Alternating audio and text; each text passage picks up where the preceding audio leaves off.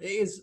This is why I like things, but I certainly like the sound of it, is to be able to lower people's expectations and go, actually, a lot of these times, guys are going for the heart of the green, and sometimes they happen just to pull it on target. You know, those real tight pins when you see it close. I think it was it Louis Oosthuizen had a hole in one recently. He said it went nowhere near where he was aiming it to go. Yeah, I mean, there's a couple of examples that you can use. I mean, you look at the 17th at Sawgrass, when that pin's on the back right on Sunday. If anybody hits that within 15 foot, for a right-handed golfer, they've pushed it. Yeah. So, you know, but that's what they're taking. It's not just the water around the green, it's the fact where the pin is, and then they're picking their target. Tiger said in an interview, I think it might have been after that, he said he's aggressive, but he's aggressive to his own spots. And there's countless times in interviews when you look at it, you look at Jordan Spieth when he was in his prime, he was saying about Augusta, and it's the fact that Augusta forces you to do the course strategy. You can't miss it in spots. It forces you to hit places. And as well, when he was coming down the stretch and he made a quad down 12, when he hit that little cut shot and it came up short, they'd gone through the process, him and his caddy. They'd picked the target, which was the middle of the bunkers at the back of the green. But then he's gone and stepped over it and tried to hit a different shot. So he tried to hit a bit of a cut. So then if you think of your shot dispersion for that shot, all of a sudden now you're bringing a probability of hitting it short right. So instead of it being a 5% chance, it might be a 15 to 20% chance. And it depends, you know, if he'd have stood there with 50 balls, he might have hit 40 on the green or somewhere near the pin or middle of the green, but it's that percent chance that or 20% chance that he's taking out, because there is that chance of it happening. So, and then he hit that shot and obviously famously made a quad, and the rest is history, as they say with that one. Yeah, no, definitely. And I think, to be honest, that sounds like quite an interesting thing. So in terms of, let's say, like, I mean, does this cater for everybody? So does it mean this caters for amateurs, pros? This is something anybody can get into? 100%, yeah. I mean, obviously, we're not trying to put the cart before the horse here. You need to hit the ball well. That's a given. You know, if you want to play good golf, you still need to be able to hit the ball consistently well. So, and by consistently, you know, you guys will have your lessons, and probably the number one thing people say, what they want more consistency.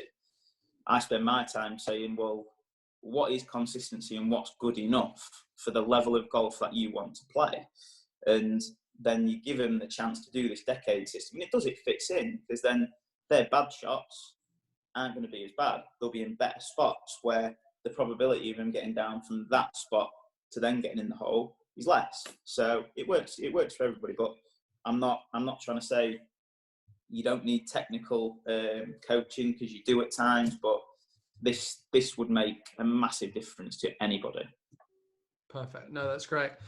So let's just go like a little bit more like along with it then. So when, let's say, for example, you're working with an amateur compared to a pro, in terms of their course management, what are you noticing that's different? Obviously, don't get me wrong, like their ball striking, you know, for the pro is probably going to be better. But what kind of differences are you seeing in their course management? Well, you look at your amateurs, and if you ever do playing lessons, and when they're going into the green, and you ask them, "Where's your target?" There's a distinct blank stare to start with, which is, you know, they haven't got one, but then they come up with an answer. So they'll say, "Oh, well, I'm trying to hit it left half or right half or something like that." But I think they give you the answer that you want to hear. Mm-hmm. Yeah. But for that 5-second silence, I know in my head that there's no target picked. So then how can you ever adjust for this dispersion pattern? You can't really. So when you start to get into it, you have, like we said with the decade system, you have numerical values. So from 80 yards, you would aim a certain amount in from the green. And that works for pros. The only difference is their dispersion is tighter. So their probability of hitting a bad shot is less. But with the amateurs, with high handicappers, all you need to do is put the ball into these spots. You'll hit good shots, but the bad shots won't be as bad. That's the main thing. I think when listening to Scott Fawcett, and he was delivering it, for a guy who shoots 90 to then go and shoot 80 to make that journey, they only have to make one more birdie. That's it. Wow. All it is bogey. It's bogey avoidance. Bogey avoidance. And like with you guys when you stood on the lesson tee, how many doubles do these amateurs make? And it's making those mistakes less. Yeah, so it's an interesting point with that. I've had it before where you kind of, I've noticed that with most players, there's kind of like a progression where they'll start to make more pars. However, their mistakes then are often still quite bad. And it's then trying to make them capitalize on that. So let's say, for example, you're working with somebody that's, let's say, a 10 or a 9 handicap. So they're obviously a capable golfer.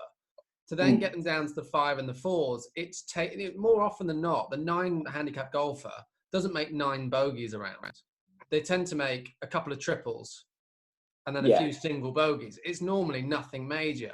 But actually, maybe going down the course management route, because they can make however many pars it is around that they need to make. However, what they're not doing then is that kind of management strategy that when they're out of position, to get it back in position to then at worst make bogey.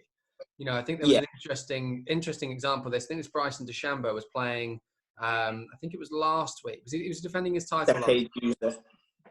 Do what, sorry? Decade user. Does he use it? It was on, I think, Of course he does. Can't remember if it was the first hole. He hit something into like the right trap, had to lay up short and then up and down. The amount of guys that probably would have gone for that shot, let's say, from the trap, hit it into a real tough green, got themselves out of position and actually then made bogey. Whereas actually he made what was a relatively routine par at that point. Don't get me wrong, it was a great putt, but a relatively routine par and actually kept him in a great position going forward. Yeah, exactly. And, you know, at worst, he was going to walk off with bogey. At worst. You look at the guy, you know, everyone's having a good laugh about it on social media, but the guy who hit it into the face of the bunker. Yes. That, you know, that one, I mean, he maybe caught it a bit clean, but that's the probability, that's the risk you take. If you try and take off a little bit more than you can chew, sometimes it'll pull off and it'll looks great, but there'll be times where it doesn't. And for these guys, it's over the course of a season, what's that going to cost them? Because we're talking 10th, 20th of a shot. We're not talking full shots like we are for 18 handicappers. And these guys, it's a quarter of a shot difference for them over every other round to them making money, making the card, keeping the job for next year. And I think sometimes like the most interesting one I've seen with that is when you're working with people, let's say, for example, a fairway bunker. The amount of times they'll hit a 6 rather than a 7 or an 8, but they still can't hit the green. They still can't reach. But they're adamant to try and get themselves that little bit closer. And you're like, well, actually, there's no point because all you're doing now is bringing in that lip of the bunker. You're actually going to create potential hazards from a shot that could be really straightforward. You're going to be 10 or 15 yards back. You know, a shorter club, potentially you could even have a better strike. Yeah. You know, there's a similar, I had an on-course lesson yesterday in the wind, and this guy always wanted to take risk after risk after risk. And I said, really, at the end of the day, this is the reason you're playing off of 14, because he hits the ball fantastically well. I mean, the previous lesson that we did on the range, I've never said this to anyone before. I said, look, for a 14 handicap, I've never seen anyone hit 4-iron as consistently and as far and as high with a draw ever. I've never seen it happen. So the general rule of thumb I've given him to take away, then you can tell me whether this is a good or bad bit of advice that I've given him. But I said, if you're stood in the middle of the fairway and you're thinking about taking a risk, you've got to be at least 80% sure you're going to pull that off. Yeah, and that's a good bit of advice. I would get a decade card in his hands. It might even be a good thing for you guys on the podcast to do. I'll fire you a decade card over and get it in his hands and see what he does, having that specific target. But that 80% rule is absolutely right. With decade, you work off a 90% rule if you're in trouble. So if you're in the trees, you only hit a shot that you can pull off 90% of the time. Yeah. And it's interesting because these guys on tour, their average when they get in the trees is about 3.8. So if they're on a par 4, they're going to make bogey more often than not, which people don't see on telly. That's the thing. No, that's right. That is sometimes I think that is the only issue with potentially the way they kind of broadcast golf at the moment is, don't get me wrong, they're going for these kind of long drives and things, and they're trying to show everybody, you know, they're trying to show the 380-yard drives. What they're not showing are the guys that are just out there shooting level par, or, you know, even sometimes one over, but actually are just grinding. You know, they're not in good form, but they are just grinding out level par, one over. Because sometimes they are some of the best rounds to watch. You know, you've got a guy that's out of position all the time and is getting up and down. Yeah. But they will not get, they won't get any airtime.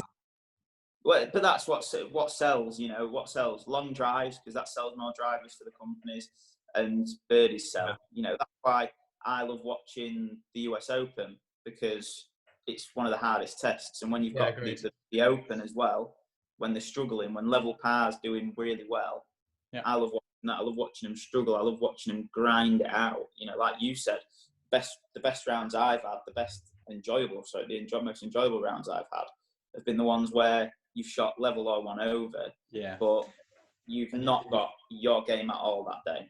Yeah, and you've come off the golf course thinking, I've got the best out of that round that I possibly could have.